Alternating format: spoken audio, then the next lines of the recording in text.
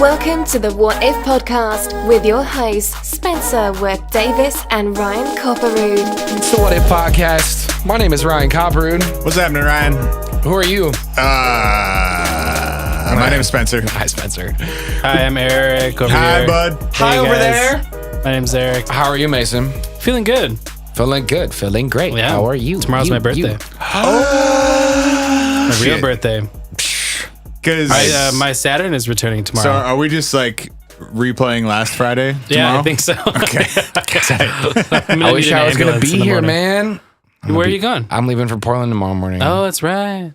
Yeah. So I will not be able to be there. I got Are you? I gotta You're not watch driving out. out there, are you? Hell no. Okay, that'd be kind of tight, actually. I mean, really? parts of it would be, yeah. Yeah, driving. A lot of it would suck, but parts of it would be pretty dope. Driving through North Dakota, it would not. You just got to go through South Dakota. Yeah. Even that is not. Nah, South Dakota's a great Have you done drive. it? Yeah, the Badlands are cool for like a couple hours, and then you realize you have like 9 more to go before you get I out of think that all state.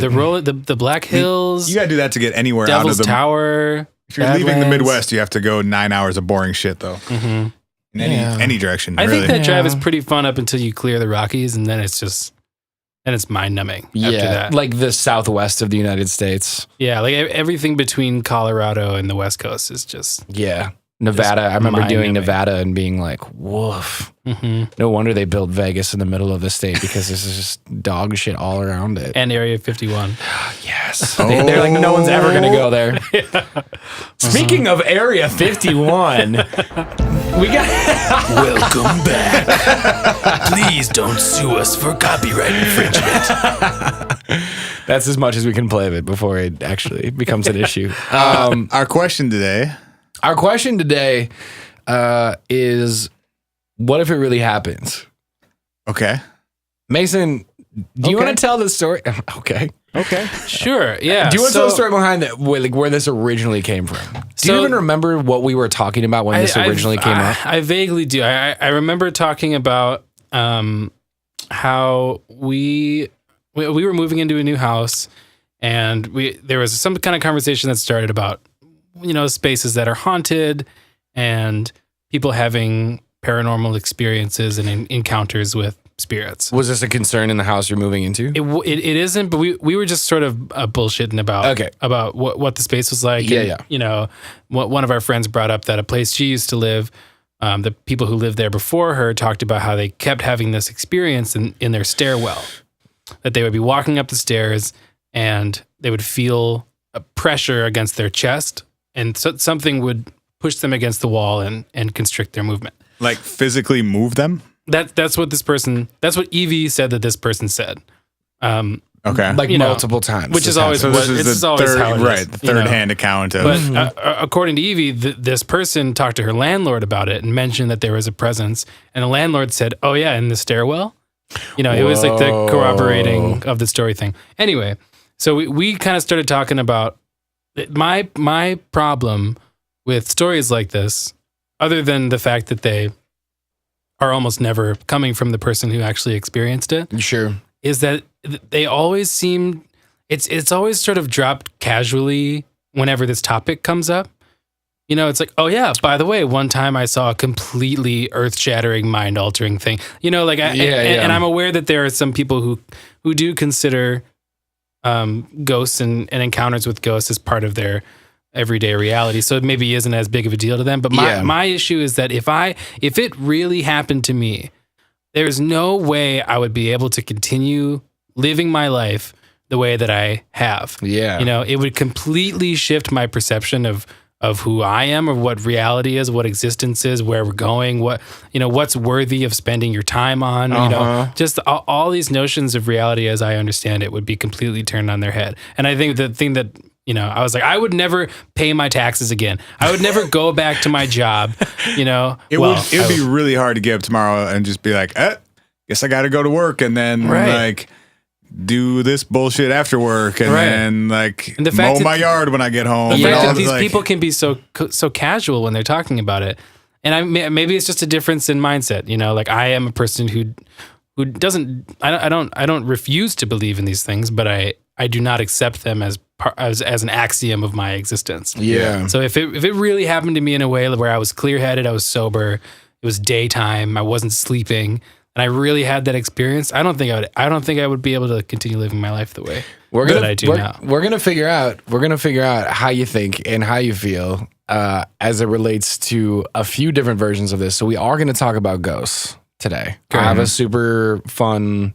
Well, I don't know if fun's the right word. It's actually not fun. It's kind of scary. We also made it really dark and spooky in this room. We did. Okay, we were recording by the light of one candle and one Himalayan salt lamp right now. And it's like, and the funny part is it's like 7:11 p.m. on a Thursday, so it's not even like really spooky scary. But we got the shades drawn. It's like a little bit dark in here. I might turn the monitor off. We'll get We'll see how dark we can make it in here and how much we can freak out. I'll grab my Ouija board. Yeah.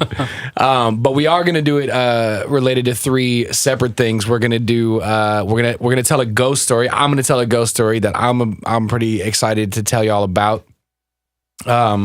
We're gonna also explore time slips, which is sort of a new one for me. But really, Mr. Davis has some more information about time slips. You were not familiar with that concept before? I mean, I like watched The Matrix, so.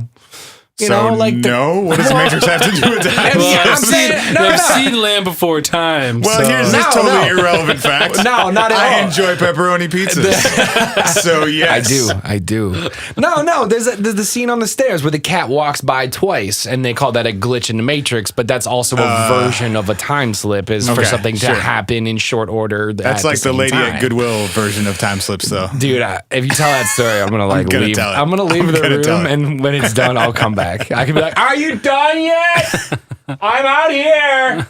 Until that story's over. And then we got a third topic for today, which I think we're opening with, correct? I think we are. I think we're going to open with UFO abductions. Well, alien abductions. Okay, alien abductions. You can't get abducted by weather balloons. I even paused to set you up to hit the button I knew you wanted to hit when I said UFO abductions. Bro, what are you talking about, man? See, he still didn't hit the right button. I think I did. I still didn't hit the right button. All right, so probably one of the best known abduction cases, and like. What? What do you have to say about my story before I even start my story? I just feel like we should go back and be like, we didn't connect the 3 things we just said to being like, hey, we're going to talk about all these in the framework of what if they really happened? What if they happened to you? Yeah. Okay. What if they really happened? Well, that's what we're doing. In respect to the question is interesting that it's what if it happened, not did it happen? Yeah. Not does it happen, but what if it happened? Yeah, I think these are all very good and interesting cases of these things being potentially very real. And I think we're less debating the merit of whether or not these things actually happened, but we're just going to take them at face value and say they did. Yes. Then what? Yes. Sure. Then what is your life like now? Or what would you think their lives would or could be like after that incident actually happening? Okay. All right. So we're starting. So we're taking this story as absolute fact, assuming that every part of it is true, and then just what would we do from that point? Game on. Okay. So this is the story of Whitley Strieber. What a name. That is. I was Whitley Strieber? Wow. Strieber. Oh, Strieber. Whitley Strieber, and, like a boss. If you guys would like to see the cover of his book to be sufficiently freaked out Whitley? before we start this. Yeah, Whitley. It's dark as shit in here. I can't see the cover of that book at all. It looks like here you go. We'll pass it around. It does look like an alien. We'll pass it around. It is indeed an alien. Oh, God. Whitley Strieber wrote a book in 1987 called Communion that documents his experiences being abducted by aliens. And if you had any questions about whether or not this really happened, Whitley's made it very clear for you by saying a true story by Whitley Strieber. Okay, so well, that's on the cover of the book. So real quick though, there's actually a reason for that. Okay. Whitley Strieber was an author before. This was not his first book. He had written 5 or 6 books prior that were all fiction. Oh, so he's like, just so you know. This was a fiction author writing his first, in air quotes, nonfiction book. Is that the same thing as L. Ron Hubbard writing a bunch of science fiction for years and then being like, now I know God and also I guess, I don't know. I'm again, we're going to assume that Whitley's Whitley. telling the truth. Yeah. A true story by Whitley. Let's hear it. So the book came out in 1987. It's mostly about events that happened at the end of 1985. Okay. Whitley owned a cabin in upstate New York. Okay. And he and his family would...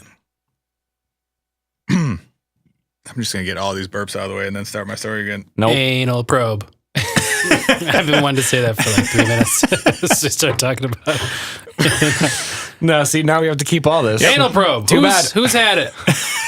Who has been probed? Raise your hand. Bro, what are you talking about, man? Okay. So Whitley had this cabin in upstate New York, and he would go up there with his family. He'd go up there when he was writing a new book. Mm-hmm. He normally lived in New York City.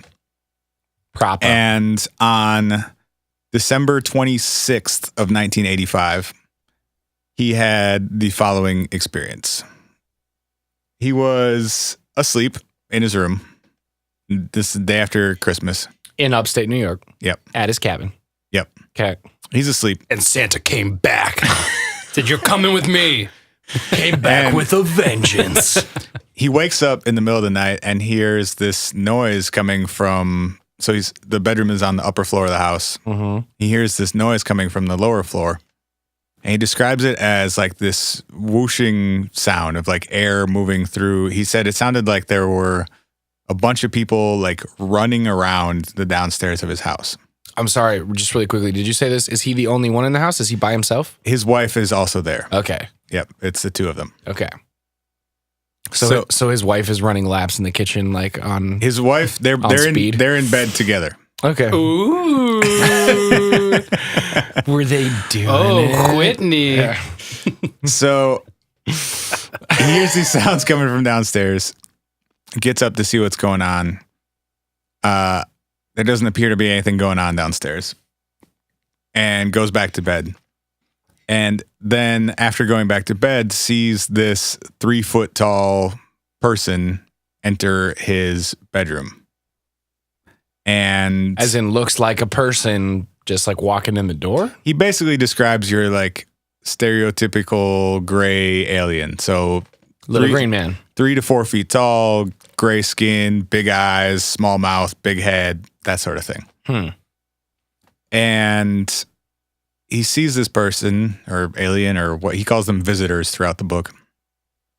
And it's like standing in the doorway and it sees him and like runs downstairs. Okay. At which point he gets up, grabs his shotgun, No doubt. and chases this thing outside. Welcome to Earth. Punched in the nose. Gray aliens don't have noses, Ryan. They have nostrils. You clearly did not do your research They for have this nostrils. episode. He chases this thing outside, or goes outside, assuming it went outside. Doesn't see it outside, so now he's just standing out there with his gun.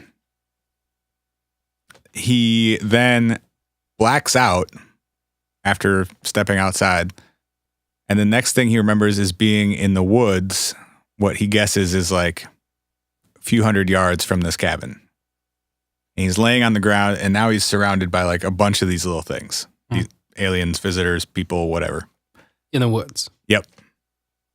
He then blacks out again and wakes up while being like moved through the air, through these trees, up onto a spaceship. Okay, Whitley. Yep. So Whitley is now aboard a spaceship, Nice. surrounded by even more of these things. Nice. He's on it's the, again, sort of the typical abduction story. He's on some sort of like medical operating table. He's strapped down. He can't move. And they want to do a bunch of different experiments on him. They like prick his finger at one point, and they're communicating with him. So, but he said it's not telepathic. They're like, he can actually hear them speaking to him. Do In- the aliens in speak English, I'm assuming. Well, okay. Or they've got some sort of universal translator situation going on. I mean, I get it. Yeah. They're smart. If they're here, they're smart. Right. Mhm. So after the finger pricking, Hey, we're taking Whitley's story seriously. Hey, all right? I'm None of laughing your at the snickering. if they're here, they're smart comment. That's a very strong point. I mean, I'm just saying. You don't travel intergalactically if you're dumb. That's always been my. Well, we'll talk about that in a sec. Keep going. So he's on this operating table. He describes it as like a operating theater. Like there are people around him who are like the Like turn of the century kind of surgical So advancement. there are people Yeah. around him who are like the medical aliens, but then there are also other aliens just like observing. Tight. And eventually, one alien approaches with this little like metallic box that somehow it's conveyed to him that this thing is going in his brain, and he doesn't really have a choice about it. You said a B word there. I'm glad I you said brain. Super did not expect. To I'm be glad honest. that word was brain. What did you? In your butt. In your butt. Hey, was bud. 100% where I thought this story So was going. I Hey, thought- but this thing's Mason- going right up your brain. It's not. It's not even. Holy friggin' shit, buddy. It's not even just because Mason said anal probe earlier. I was like, oh, this is definitely going in his butt. my dumbass, when you said a B word, I was like, box? No, You said box. You already said box. I was like, this. You I got don't know a what metal, part of the conversation you were referring to. This dude got a metal box shoved in his butt, man. I was No, Okay, right in the brain piece. so it's going in his brain. Yep. Okay, They go ahead and shove it right up his brain, right up his brain. and he wakes up the next morning in his bed. Okay, He then spends the next like many months trying to figure out what happened. and what's in his fucking head? Yep. He goes the whole like hypnotic regression route, which I don't know if either of you guys are familiar with that, but it's basically, K-Pax. huh? K-Pax. Did they do that? And that's the Kevin Spacey movie, Uh-huh. right? That's I where don't. he- where he- I know Isn't I he s- an angel? I know I He's an saw that alien. at one point, but I don't He's an really remember alien? what the He's an plot alien was. from K-Pax who gets locked up in a psych ward or an assisted living home for thinking that he's an alien. But the idea is that he really is. But they try to get him through all this regression therapy to get him to Whoa, admit that's that really crazy. he was I don't like remember that at all. I haven't seen that movie in forever. he's actually supposed to be like a murderer whose psyche is protecting himself from the idea. But it's not really clear. But he's for real an alien, maybe. It's not really clear. Okay. Whoa, So that's fucked up. I did not know that was the plot of that movie. That's fucking crazy. I don't remember that go at all. rent K-Pax from your local Mr. Movies. I just might. I'm It's a big bad. Kevin Spacey fan. It's bad good. Is it bad? It's bad good. Okay. Yeah. Well, all right. So he goes that route, a hypnotic regression route of working with a hypnotherapist to hypnotize him and then try and bring him back to these moments to try and recall more information about what happened. And he ends up coming to the conclusion that he's actually been abducted throughout his life. This was not the first time it had happened. And that other members of his family, including his wife and his son, had also been abducted. Did he come to that conclusion or did they come to that conclusion? That's a good question. Okay. He believes they were. I guess I'm not sure, since the book is written from his point of view, if they reciprocate that or not. Got it. He just had a feeling. You look, you know what? You look really abducted No, recently. like he recalled events in which they had been either taken as a group or having seen his wife or his son. It's like, yeah, remember that other time when the fucking garage door was open? Abduction. Abduction. That's what Or that like, was. Yeah. I was getting brain probed and I looked over and my wife was next to me. You know, that kind of thing. Okay. All right.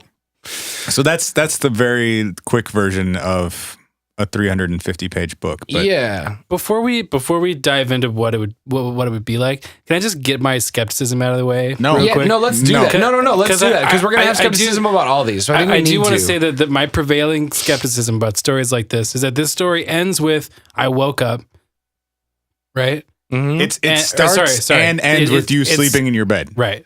That's the main thing about stories like this that kind of raise a flag for me. So You woke up in the middle of the night, you had this crazy experience, and then you woke up in the morning.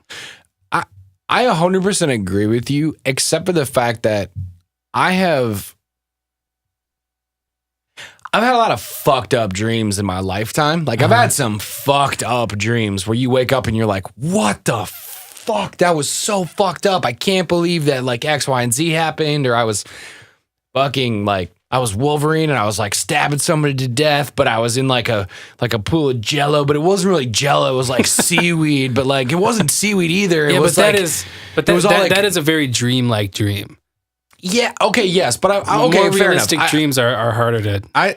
But have you ever woken up from a realistic dream and more than a couple hours after it happening being like, oh fuck, I'm really glad that was a dream. Like it was a dream. But I will say that I've had times where I'm in my bed and I'm experiencing something where my eyes are open. I'm like looking around the room. People are talking, and usually it's not paranormal. Normally it's like I'm having a crazy conversation with a roommate or something, and something really awful gets said, and then like the dream gets interrupted by like my cat jumping on the bed.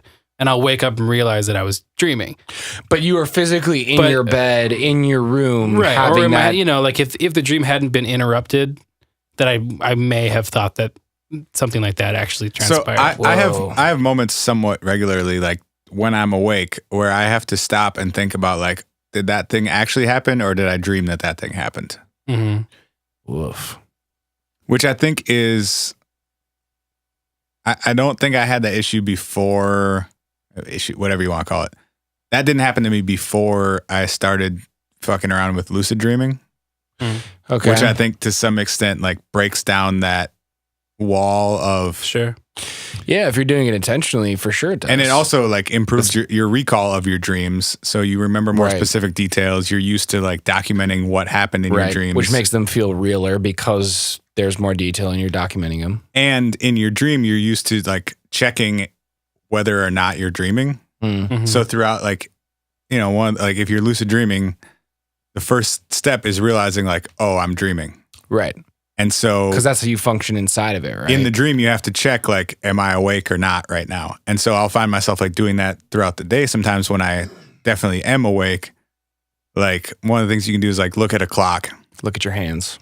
and then look away and then look back. And in a dream, that clock will almost never be the same time. Right. Or like, yeah, looking at yourself is usually a good way to be like, oh, half of me is not there, or I look crazy or whatever. And so I'll do those things during the day sometime when I'm actually awake. Mm-hmm. And so like I'd and be like, oh yeah, okay, it's still 11:15, I'm awake. But like I have had moments where specific events I've had to stop and like sort of mentally check if things actually happen or not.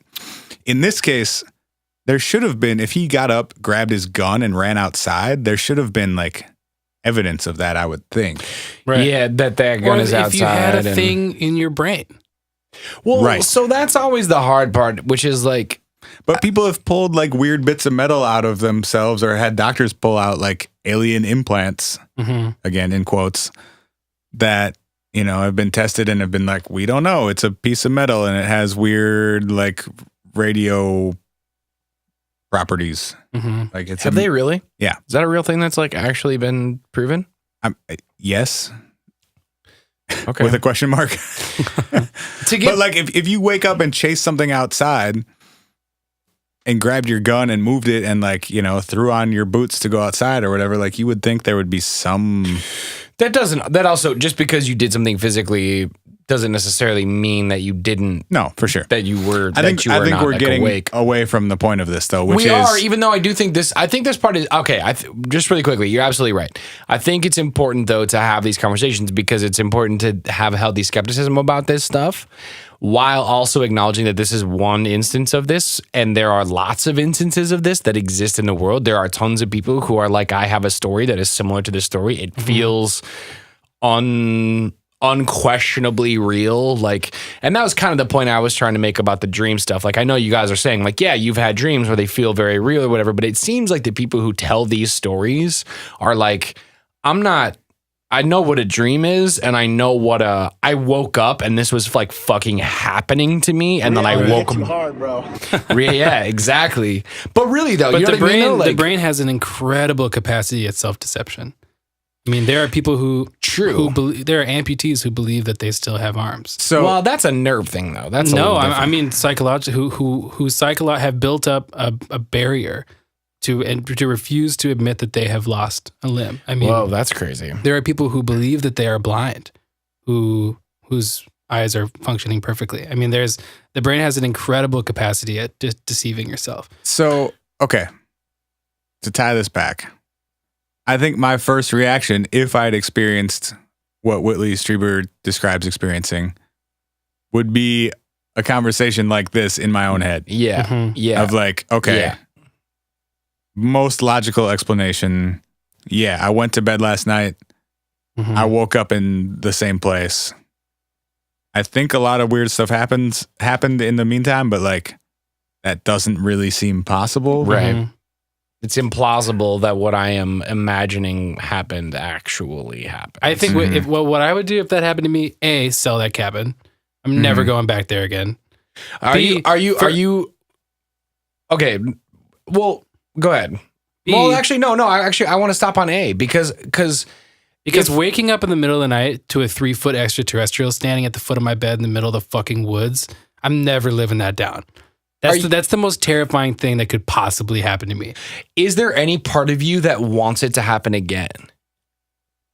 Just out of like curiosity or Well, yeah, like I guess a small part of me, like, even though, and we'll get into the ghost stuff later. It's like a Stockholm thing. Well, I mean, maybe, but also maybe like, I guess my brain goes, if this is real, if this happened to me, if an alien actually walked into my bedroom, is there any part of my like curiosity as a human being and my personality that goes like, where does this road go? You know, like, okay, like so instead I don't instead think of running from it and being not necessarily, I'm not judging that mentality. please, It please. makes sense to me too to be like, fuck, that's fucked up and weird, and I'm terrified. That's a quick poll. technologically advanced alien civilization that is invading your bedroom. In my house.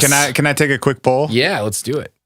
If you had the option tonight of being abducted by aliens, Hell yes no. or no? No way. Okay, there's one no. No way. Do I have any control over like what? Like, Oh yeah, what kind of alien? Are these like the fun cantina aliens? You have the amount of information I just gave Or you. are these like the Dreamcatcher Sigourney Weaver aliens? You don't know. Yeah, no. no, way. absolutely not. I mean, it's like, hey, Because I'm going for it. Really? Yeah. Are you really going Just for think it though? about I the- know. Okay, hold on. If I know that it's like a legitimate thing, Well, then why do you need to be abducted? If you already don't- know it's legitimate. okay, if you knew there were aliens on this planet, you wouldn't want to meet them. I would like to meet them. I don't want to be abducted by anybody. Yeah, meeting them Against my will. meeting Doing them it. and inadvertently being pulled into a spaceship to have tests run on me in a way that like could be entirely like dangerous That and they somehow stressful and feel like they need intensive to and like subvert. whatever. Yeah, like that's a if different they're thing. sneaking around stealing people, that's malicious. If they want to just come out in I the open, don't disagree. you know. I mean, I guess I don't know that it's malicious. Oh, for sure it is. it is. If you're taking someone against their will to perform tests on them, or for whatever reason, if you take someone out of their bed, Watch out, little bitch. Gotcha, bitch. for without the Yoink. permission, that's a foul thing to do. Okay. Yes, it's a foul thing to do. I don't know that.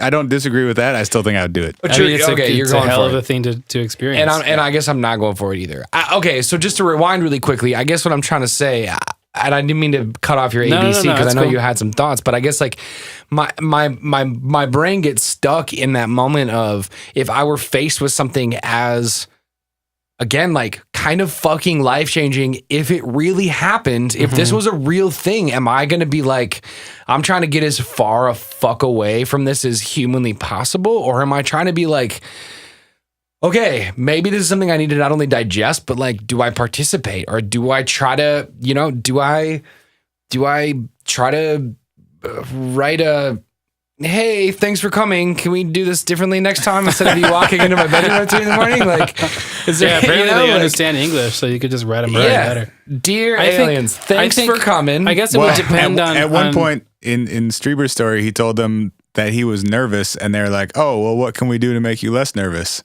And he Take asked me home. he asked to smell one of them, What? and they said, "Okay." This sounds like yeah. Yep. All right. What? Well, So that's what he would do in that situation. right. He would Wouldn't be just, my move, Let me but just smell you. Can I sniff he you real said quick? he said that his hand smelled like cardboard. You know, I think a big part of it, as far as It's in the book. whether or not That's weird.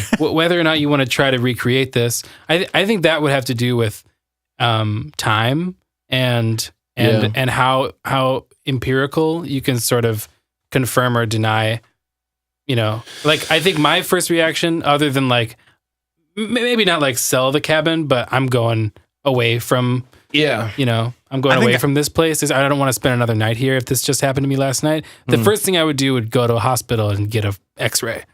Yeah. I mean, take a CAT scan of my brain. If there's a metal box in there, you know, let me know. Also, maybe check my butt while you're at it. Yeah, just check my body in general. If you can find an object, it's obviously going to be of extraterrestrial origin. I stand to be the most famous person in the world now. Like You know, if you can yeah. prove, this is why, you know, you say people have, anyway, skepticism aside, that's what I would do. I would say, Or maybe you skip those steps, write a book about it, and sell 2 million copies of that book. I certainly wouldn't go to regression therapy first. See, 'Cause it that's seems the, like that's if the you thing that have- always gets me. Like, you go to a guy whose whole job is to To hypnotize you. hypnotize people and then tell them about when they were abducted by aliens. Right. Like, 'Cause none of that is you come legitimate in- information. You No. come into the room. Not even a little bit. You come into the room saying, I've been abducted. There are parts of my brain, parts of my memories that have been erased or I blacked out. That's a ton of information for that person to work with. Please, to crazy create. hypnotic regression UFO Right. alien abduction guy, Right. fill those Right. blank spaces Right. in for me. Yeah, right. Exactly. Oh, yeah. See, and A that's much the thing, more like, promising result would be if you remember having something put in your brain, go get a CAT scan. Go get an X-ray. If you find something, you're about to change the face of science So- or be abducted by the government and silenced. yeah, there's But that. if someone like this really had this experience and they can write a book about it without being silenced by the government, something tells me either the government's not too worried about this Whitley, Whitley, you know, spilling the beans about little green men, or that they don't have any knowledge of this because it didn't really happen. Yeah. You know, just before we wrap this up, if you're listening to this, if you've had an experience, if an encounter with What's that phone number? 612-246-4614. Oh, please, God. let us know, because I think it's interesting to think about. You know, I mean, there's a whole consort of Canadian astronauts and fighter pilots, Right. who have formed a congressional subcommittee on I forget what they call it, disclosure. Yeah. Of alien disclosure, that they are you know convinced that I have seen. You talking about Stephen Greer? Is he one of the pilots? No. Because he falls into the fucking out of his mind category. That's not Sure. it. No. That's not it, though. I know what Mason's talking about right now. But Okay. you know, there are people who have been up in the outer atmosphere. People who have just been pilots of experimental aircraft. There's a couple pilots. There are a lot of astronauts. There's a couple of fighter pilots from Iran who have had. That's a great story. We should tell that one at some point. That one is a good one. Like, there's a couple of dudes like that who are. who have these experience. It's broad daylight. Yeah. You know, granted they are doing something amazing, and you probably see a lot of shit you can't explain. But anyway, yeah, if you've had an experience, let us know, because I would love to hear. I would love to hear a single firsthand account. I agree with you because I've never had that. hi@whatifpodcast.com. If you want to give us a call and leave a message, 612-246-4614. We will 1,000% redo this episode and have you on the podcast. And we will probably grill you, but we will absolutely grill you out of love because we love this shit. And we're psyched to know your experience of it really fucking happening. We'll be back. Hell yeah! Hell yeah.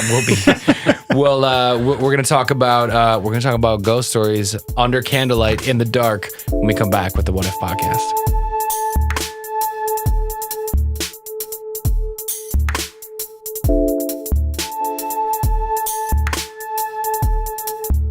We want to hear from you.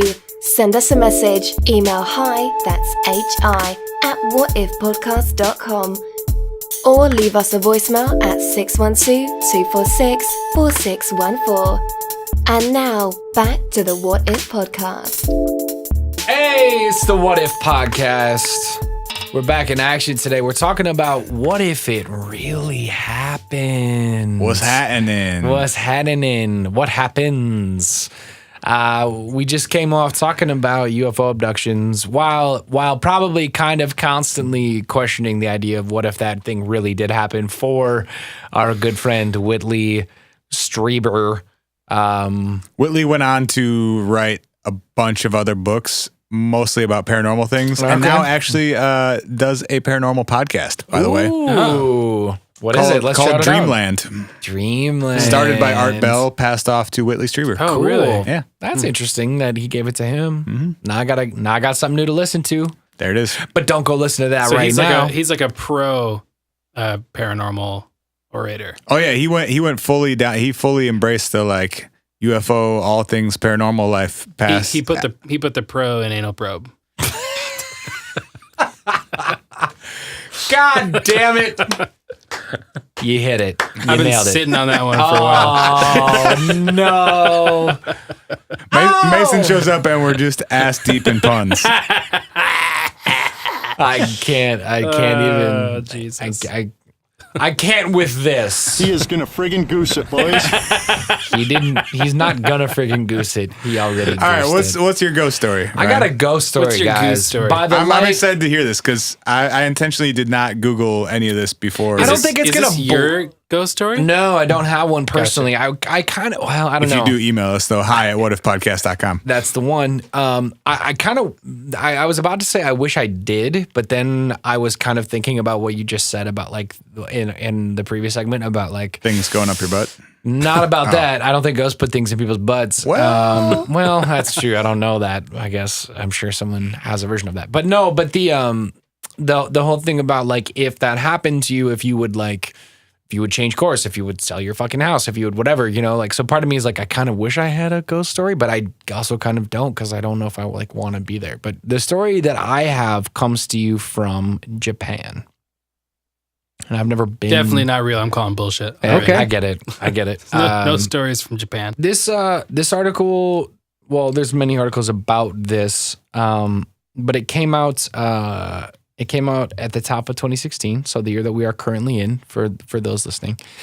And Thank you for letting our listeners know what year it is. well, I just wanted to make Are you sure gonna- everyone's They on the might same be page. listening from 2030. See, you never know. It's like, hey, True. let's listen to a podcast before the aliens showed up. To see If what we get people as thought about popular aliens. as we dream of, people will be listening to this in 2024. Whoa. This is the worst interview I've ever done. Who are we asking questions? No one's getting asked questions of yet. Can you tell your ghost story for Christ's sake? There is a student and I'm sorry, this is in Japan. I'm going to mispronounce a bunch of things throughout the course of this, but I'm going to do my very best. I really promise.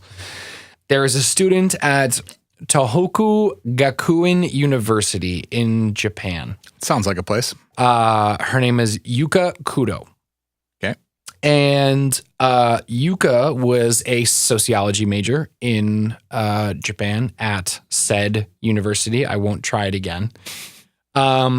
And part of Yuka's graduation thesis was studying the sociological after effects of the tsunamis that happened in March of 2011. It's known as the Tohoku. I don't know what the tilde over the O is, but Tohoku earthquake that resulted in the tsunami that killed, I think it's almost 20,000 people-ish in Japan in 2011.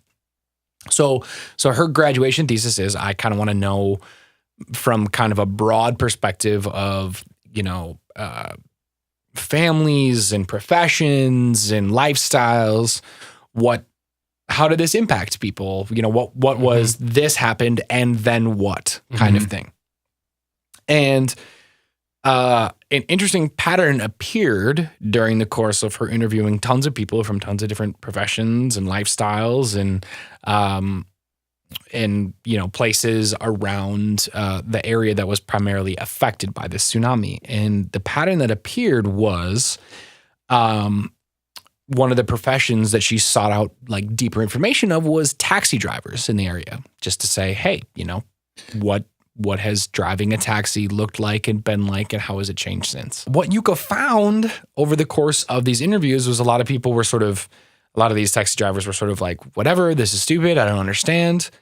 But 7 independent taxi drivers told her some version of a story in which someone got into their cab and essentially was not there by the time they got to their destination.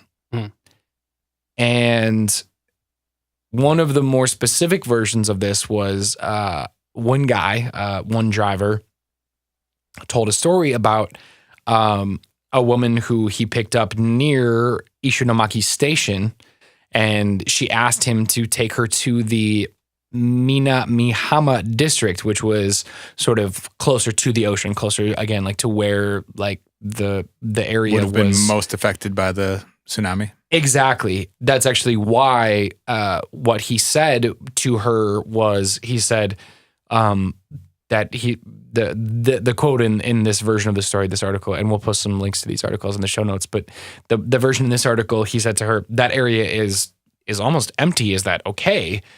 He was basically saying like this area has been savaged by a tsunami. Like why? Right, kind of like why would you want to take a cab to this area? There's not going to be much there for you. Yeah, exactly. And apparently he heard from his back seat, he heard the woman respond to him, "Wait, have I died?" And he turned around and looked into the back seat, and there was no longer a person in the back seat of his cab. And he, again, like in this interview, sort of swears by the fact that this was a real thing that happened to him. And there are, again, out of the 100 interviews that she did with cab drivers in this district, there were 7 who they were not done in groups at all. There were people who committed different versions of this story to her that essentially consisted of someone getting in their cab. Then there's one guy who actually legitimately pulled up he was like, yeah, no, this happened to me. And he pulled up his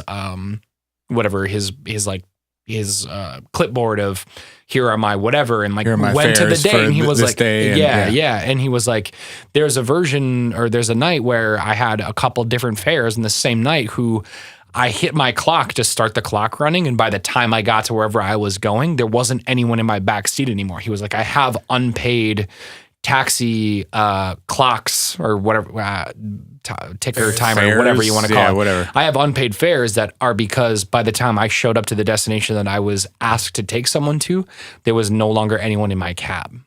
What sort of questions was she asking of these taxi drivers to get these stories? Basically, the idea was, and I don't have like the actual questions in front of me, but apparently the purpose of the research was sort of to say like, did things change? Was there anything notable? Because she was looking for post sort of tsunami, pre-tsunami, like what was post-tsunami, different? Okay. Right. Okay. And apparently a lot of people were like, fuck you, or like, yeah, a lot of things changed. I had less people because a lot of people died. Like people were kind of almost like offended by the fact that she was like asking what changed. Of course, a lot of things changed. And some people said they picked up. Some people said they picked up more ghosts. And 7 individual people said that they picked up more ghosts. In fact, shit ain't regular, man. Shit ain't regular, man. There were people who kind of stood by this independently of each other that they were picking up people. And to me, this is a really interesting ghost story. The reason it's an interesting ghost story to me personally is because a lot of things we were talking about in the last thing as it relates to like UFOs and abductions and stuff is like, oh, I had a friend of a friend who said one time they were out in a whatchamacallit and then blah, you know what I mean? Like it's like this very sort of distanced, nuanced, I don't really know. This is a girl who is doing a sociological experiment and asking cab drivers what, if anything, they noticed differently after a massive traumatic event happened in their city. And getting multiple firsthand accounts. Basically the same situation. Exactly. Independent of each other. That to me makes this... They're also not independent of each other. I mean, these people work in the same field. Sure. These people might be trading stories. Sure. But... this could be one story that 7 people told also. But what if it really happened? I think the thing that is interesting when you compare it to the last conversation we had, and I don't know, well, I kind of think I understand why this is, but I think aliens, as they apply to this conversation, are sort of like more tangible, because we have this idea that, okay, we're beings who could come from a planet. Yep. There must be other beings that come from other planets. Okay. And if we could meet them, we could probably reach out and touch them. We could be in a room full of people who could all see them. You know, that it is necessarily a more tangible experience. Doesn't necessarily require like a fundamental philosophical change of the way that we view the world. And I think this is the interesting thing with ghost stories, because there are no grays, for instance, in the ghost world. There's no standard ghost experience. A lot of them are, there's a lot of things of like somebody died in this apartment and they're still around or whatever. You got the residual stuff. You've got the like apparitions. You've got the sort of like poltergeist type of, And then you've got just generally like creepy shit happening that maybe is haunting or whatever. But there's vastly less consistency in ghost stories, which is interesting because it makes me think, for me, if I experience this, immediately my first sort of thought process would be, is this a thing that is happening in the world that I have observed? Or is this a thing that is happening to me that... As in your mind? Well, I guess sort of a mixture of in the physical world and in my mind. I always... Because I'm not a avid believer in ghosts and whatnot. Okay. But I often think when I'm sort of alone in the dark and I start to think about ghosts, I'm like, what if you start to see ghosts when you start to believe in seeing ghosts?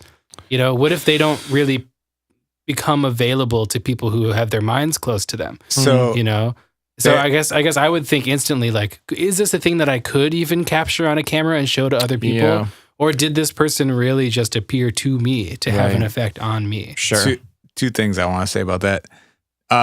There is tying it back into our previous conversation from the first segment, there's a UFO researcher named John Keel who talks about how when you start looking at the phenomenon, meaning like the UFO phenomenon, it starts to look back. So he found sort of as he got deeper into researching this topic and talking to people who had experiences and just sort of like occupying more and more of his time in this way, that he started to experience things himself. Mm-hmm. Do you think that's kind of like the thing where you learn a word and then you start to hear the word everywhere? Or you buy a car and you start to see that car on the road more often. Once you entertain it as being a part of your reality. But it becomes... That's the logical explanation, yes. Sure. But that's different though. To me, that's different though, because like, I know that when when I was in high school and my dad bought a green Ford Explorer that became the car that like I drove to like basketball practice and like to school and shit, I knew that there were other Ford Explorers on the road that I had seen in the past, but they were becoming a possibility. Yeah, I knew that green Ford Explorers were a possibility in my world.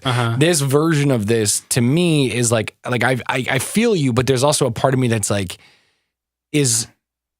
it doesn't feel right to me to say because I started looking into the UFO phenomena that I started seeing more UFOs. Like I fucking wanted to see a UFO my whole life, and I've never seen one. But there is a really interesting question here, because who knows how much of this is true, but I've heard many stories of people who, indigenous people in this country, when they first saw the Europeans coming over in their huge ships, that they couldn't see the ships for a very long time until a smaller boat came to shore, and they realized that was a really big boat.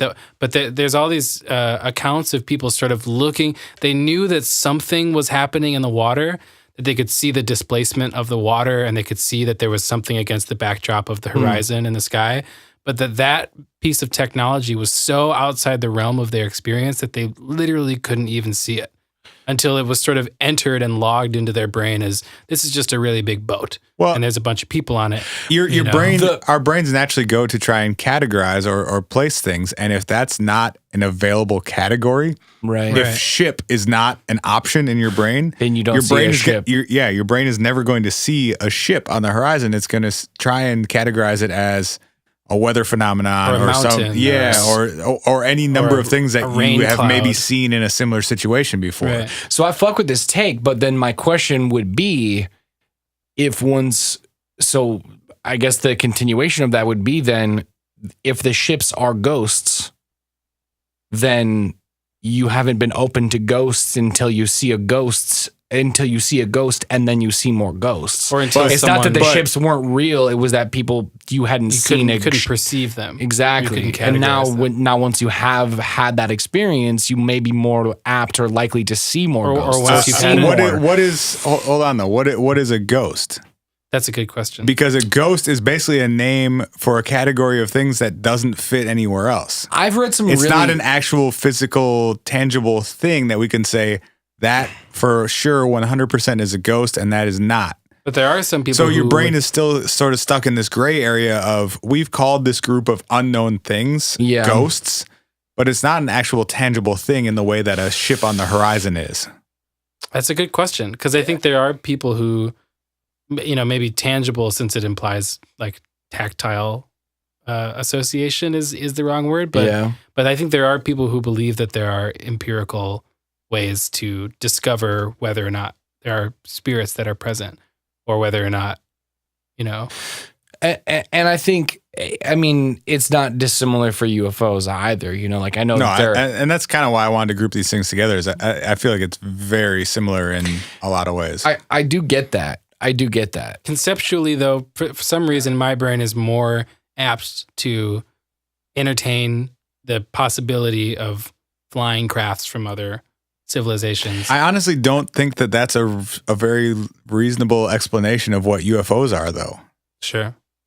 Like, does it really make sense that craft from however many light years away would have reached Earth to either crash in the desert or like steal people from their beds at night to stick little bits of metal in them? Like that's not a plausible scenario to me. Well, who knows? Who has any idea what? And why are like UFOs and the whole like alien thing, it's always like technology 10 years ahead of what we have. Right. If something was really coming here from another planet, hundreds or thousands or millions of light years away, we would never even know. I just think conceptually the idea of another being traveling to this planet, regardless of how implausible their motives or methods are, is for some reason more believable to me than this sort of like shadow world that exists sort of on top of ours. That's interesting because I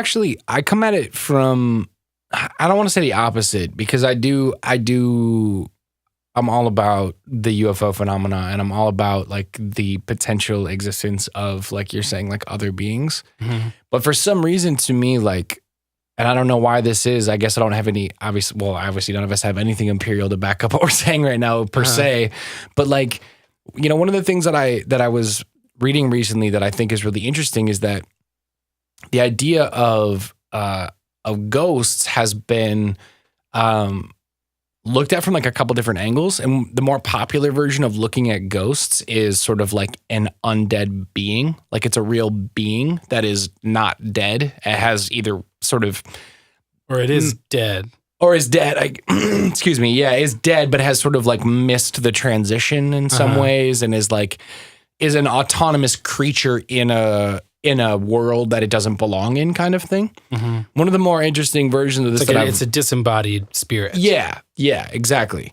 One of the more interesting versions of this that I've read recently, which makes me actually kind of fly in the face of thinking that this is maybe a more realistic thing than that, is that I've seen and heard that there's been some research done about like energy as it relates to traumatic events, and the possibility that an event could be so tragic in a place or a situation that it could expend enough energy to sort of almost imprint a situation or imprint an experience into a location that doesn't actually involve if you look at there being beings. If you look at the number of paranormal reports and UFO sightings, things like that, it does correlate directly with the amount of stress and anxiety that a particular culture is undergoing at that specific time. 100%. And a lot of what's going on here in a lot of the articles that they're talking about related to the tsunami is that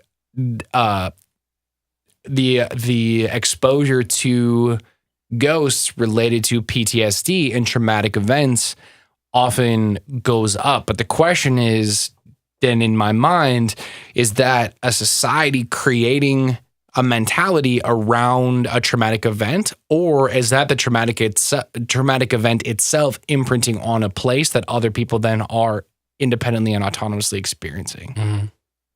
I don't know. I'm fully thinking out loud right now, and I want to know why answers. ghosts are taking taxis. I think that's a really good transition to our third topic for a night. That's cool, and we can do that. We can. I think we should take a quick pause. Sure.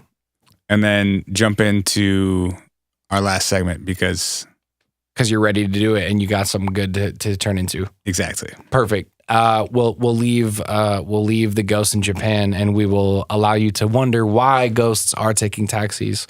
They're trying to go back, man. They're trying to find their stuff. Tell us your ghost stories. Tell us your ghost stories, 612-246-4614, or send us an email at hi@whatifpodcast.com. And if you've been abducted by a UFO, you can hit me up personally. Oh, and if you are a At ghost, 651-442-2395 and if you you're are a ghost, make just go yourself ahead and- known in this yeah. dark room right now where we Fuck have with- only a candle. fuck with Turn people who off are my listening. salt lamp if you're a ghost. The salt lamp is still on. No. Give me a hell yeah! Hell yeah! Hell yeah, this is the What If Podcast, and we'll be back with What If It Really Happens in a short second.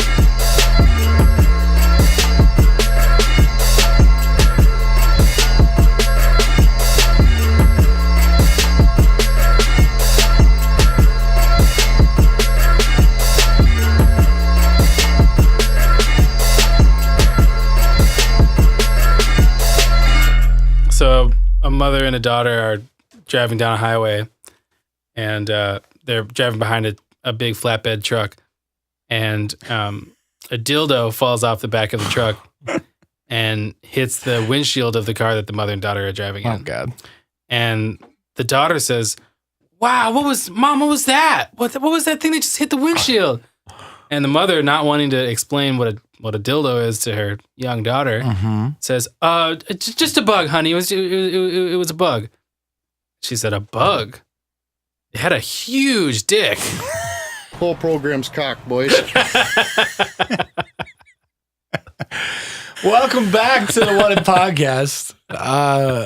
Tonight's entertainment's been brought to you by the lovely and talented Eric Mayson. Oh. You ever notice how no one ever says that about men? What? That's a fucked up statement. What? Lovely. Lovely and talented. I just did. I know. I don't have a problem with that. We're breaking new ground on the What If Podcast. I feel fucking lovely every day. I don't like Cool. the way you ended that word. You said, "Dad." Okay. Maybe we should listen back, because you definitely just said, "I feel lovely every day."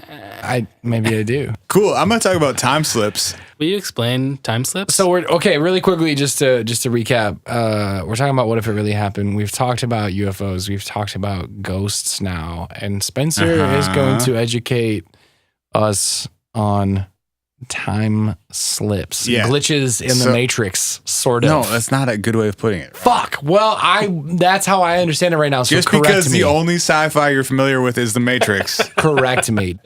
August 1901. Okay. We've got two English women who are visiting these gardens in Versailles, France. Their names were Anne and Eleanor, and Cool. they were on vacation in France and decided to spend a day at Versailles. So they toured the palace at Versailles and then decided that they were going to explore the grounds in search of these gardens. So they go out and they're searching for these gardens and they get lost. They're wandering around. They pass an old farmhouse. They notice a plow lying by the side of the road, and they begin to have this like weird feeling, sort of like a real heavy, somber mood, kind of like hanging over the two of them. And they come across these two men dressed in, quote, long grayish green coats with small 3-cornered hats. Can I just ask a quick question? Yes, Do we know like where? So this was 1901. This was 115 years ago. correct. Do we know like where this recount is coming from, or this like retelling of this story? Do we know like how or where what you're saying was documented? So this story has been told and documented in many, many places over the last 115 years. Okay. I'm currently reading it from the very credible website, hoaxes.org. Tight. Hoaxes.gov. So now, Made up shit.biz. So we know it's Jesus. So we know it's real. Jesus. Yes, I don't know.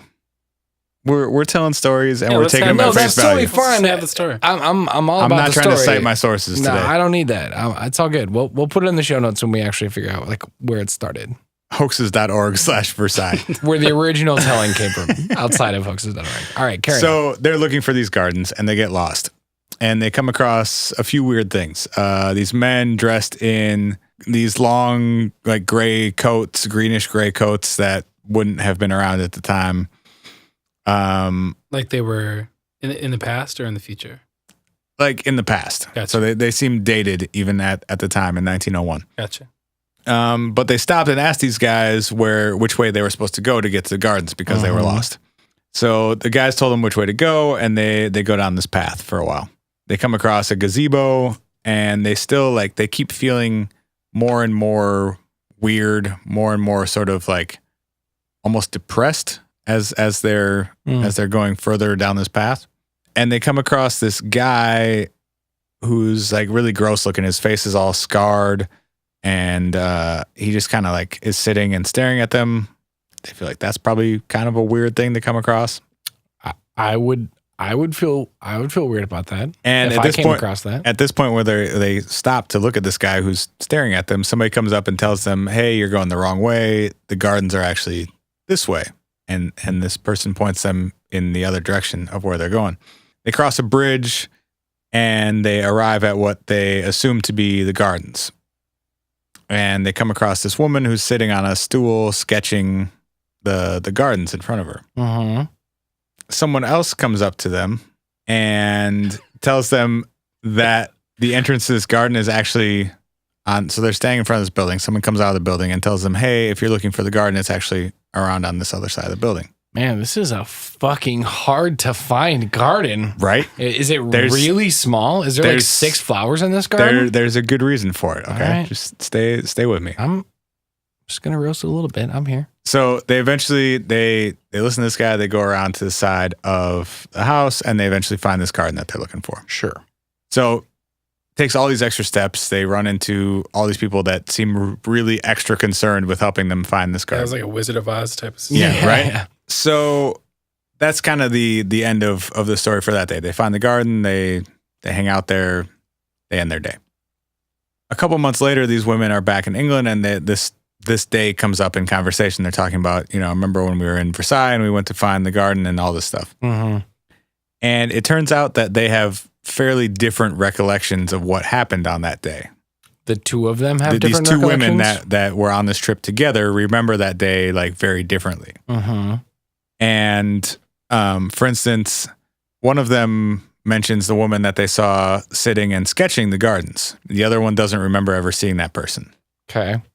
So they decide to write down independently of each other, like, okay, here's what I did on this day. Here's what I did on this day. And then compare the two. As a result of like, what the fuck are you talking about? What the fuck are you talking about? What the fuck are you talking about? What the fuck are you talking about? Right. So they both had very different like stories when they had this conversation of like, I saw this person. I don't know what you're talking about. We crossed this bridge. No, we never crossed a bridge. That sort of thing. Okay. All right. So it turns out that there were several people that one of the women had seen and the other one did not.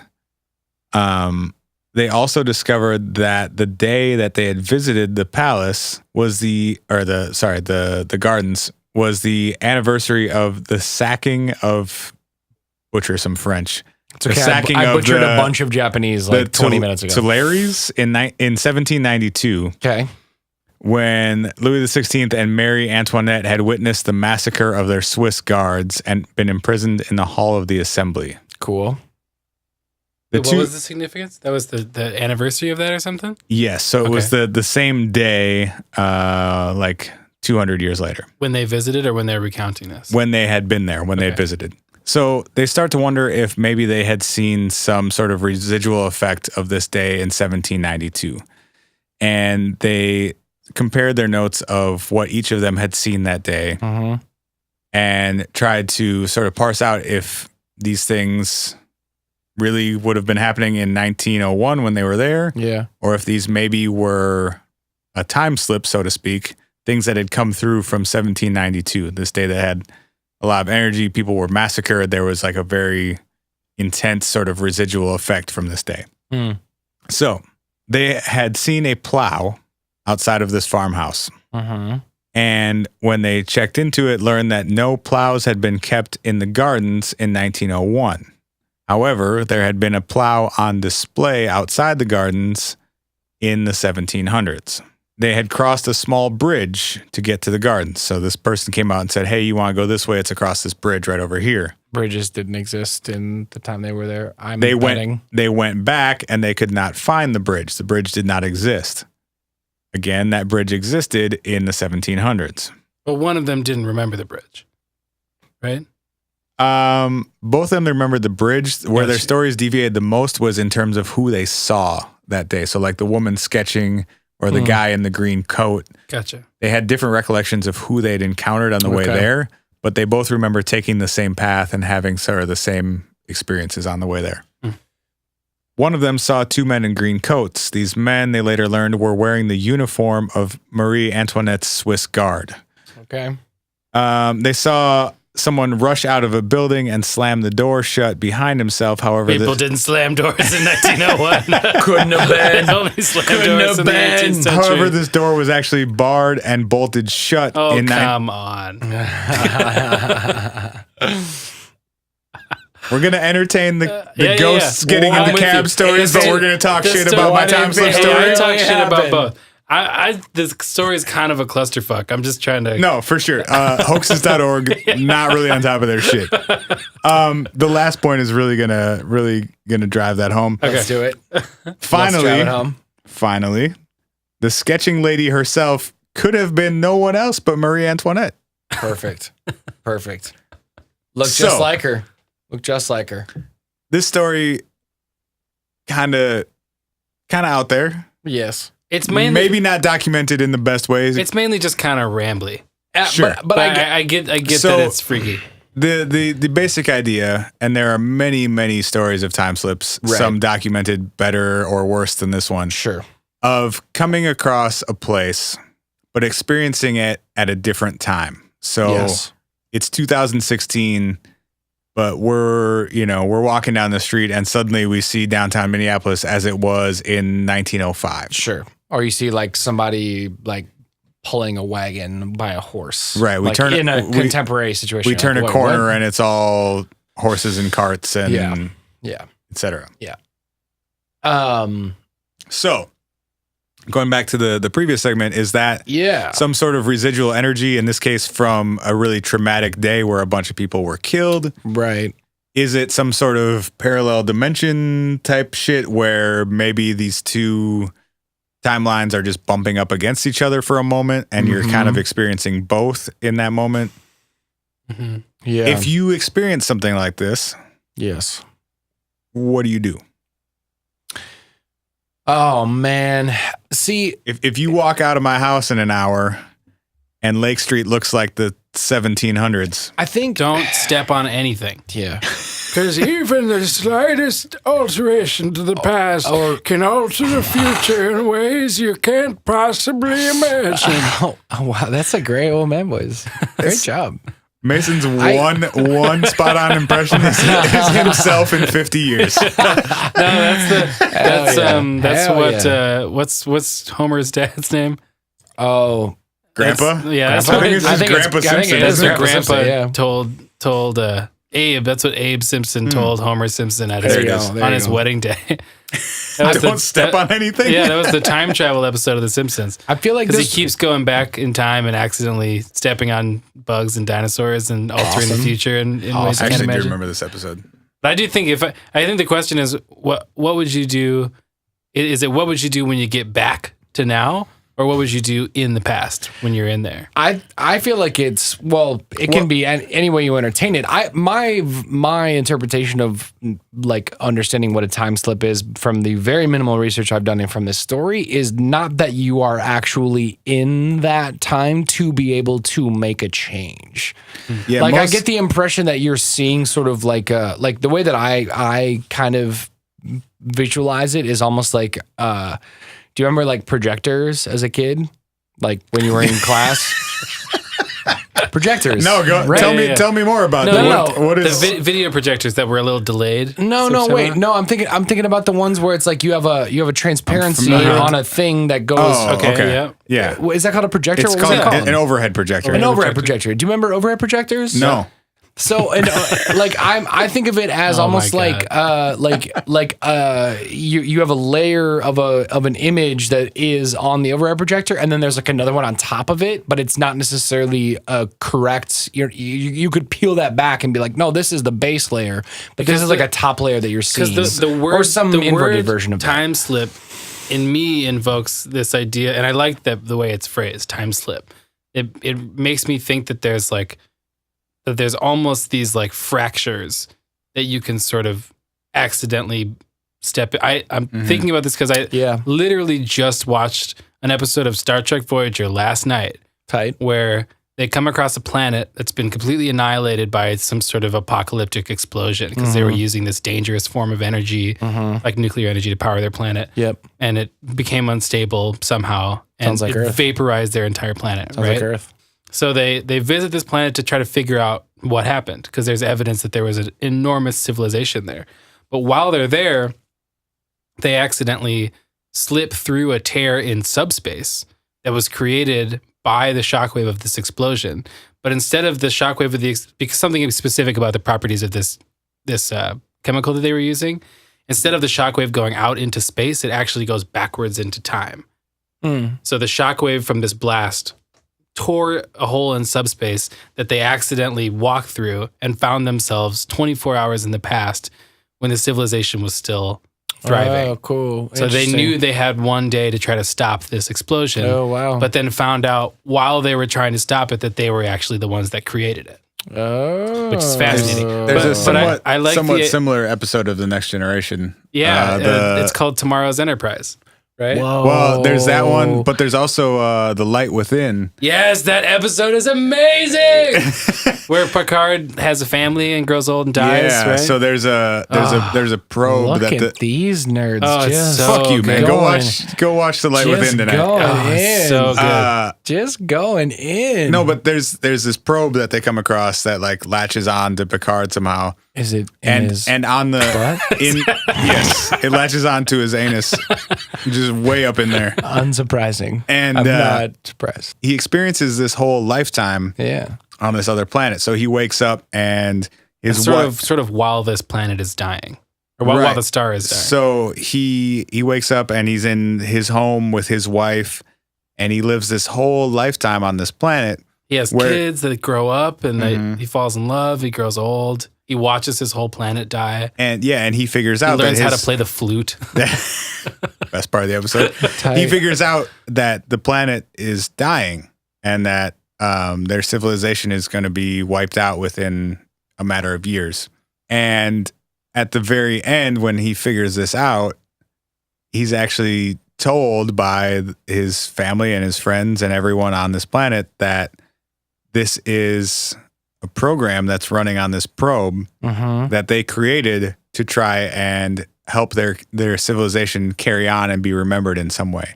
So it was this probe flying through space, just waiting to encounter someone that they could imprint their civilization and their culture and their people on, so that they wouldn't be forgotten, because their planet and their star and everything is long gone. Yeah, like thousands of years gone. The thing, okay, I'm going to tie it into this conversation. Sidebar though, that episode's amazing because before that shit, because nothing happens in that episode. He literally passes out, has a vision, and wakes up. We've Like, gone like, down. there's- We've gone down a I Star know. Trek K. I know. Wait, hold on, wait. In the episode, he lives 20 seconds in his real life, but it's an entire lifetime. And prior to this vision, Picard's like not a family guy. He hates kids. He's like very stern, like career commander.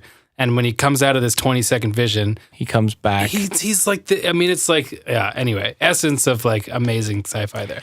But the reason that it's interesting, and you can cut most of that shit out probably. Nope, absolutely not. But No, it's all staying in for the sure. reason that it's interesting in context of this conversation is there we have two, albeit from Star Trek, two examples of what this could be. We have the one where you're basically having a vision that is sort Right. of imprinted A layer. somehow, whether it's by a probe or by residual effects of trauma. Yes. Or by who knows, some sort of environmental imprint that you experience. Although the story of the two women in Versailles is different because they were interacting with people, it seemed like. And so I think that's actually that's uncommon from most of the people are just most of the time slip stories I've read. It's people will try and interact with their surroundings and they can't. They're not allowed to, basically. Because then that's the other sort of like stereotypical time travel paradox of the other version of that Star Trek story is going back in time,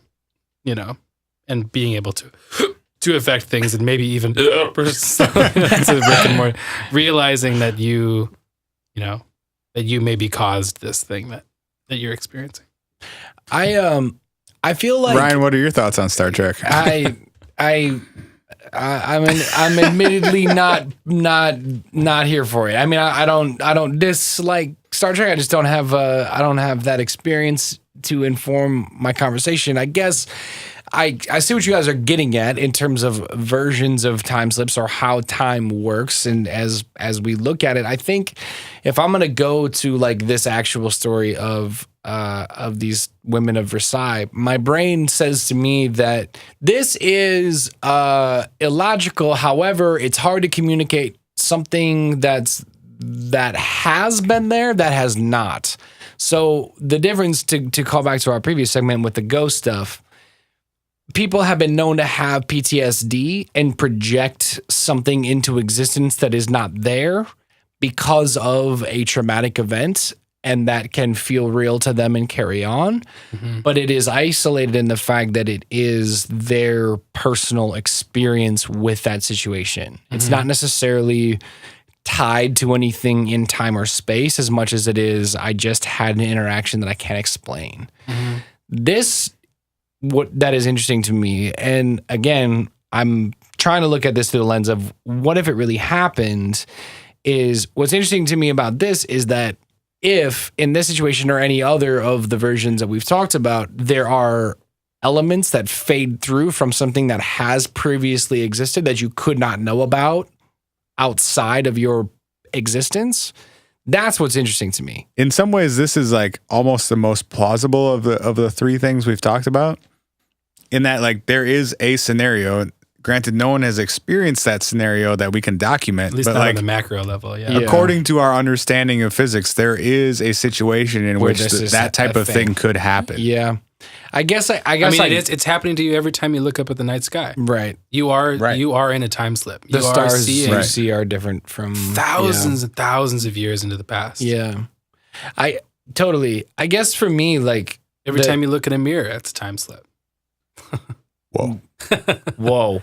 To the millisecond, it is a time slip. You are looking at a younger version of yourself. I guess for me, like the what if it really happened here for me is like time is a trip. And I actually know that we have on the docket, like we're gonna do more about time travel as a whole.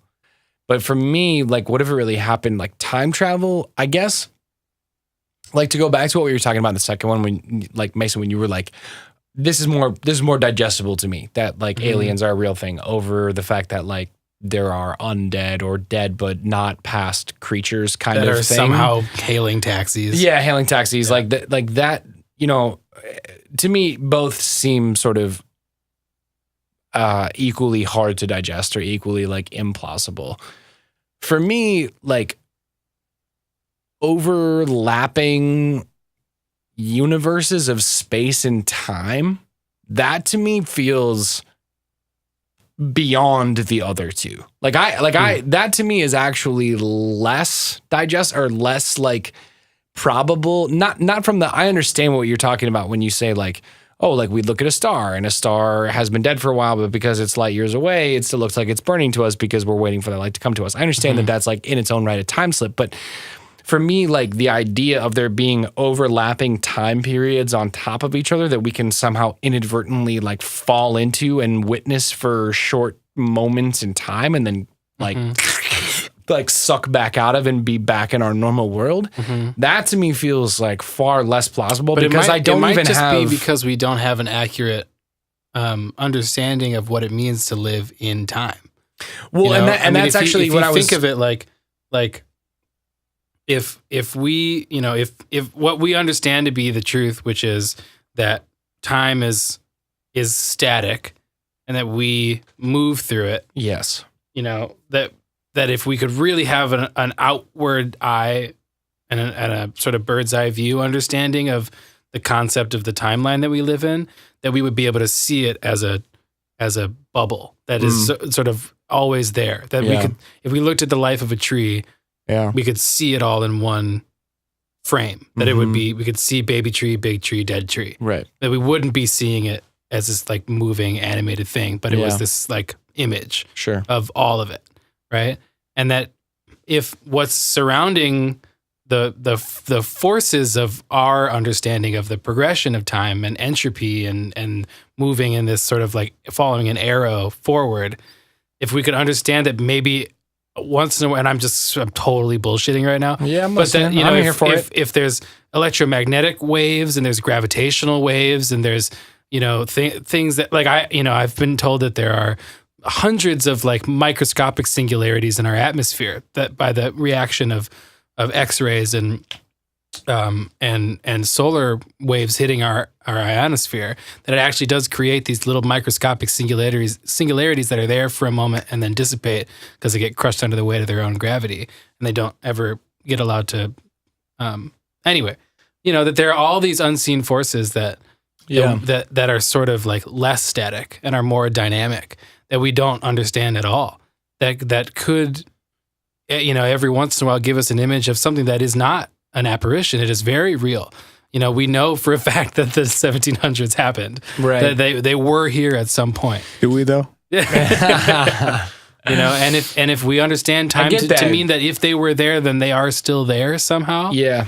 That it is at least like plausible that we could tap into some sort of like tidal function of observation that we could somehow grasp it for a moment or observe it for a moment.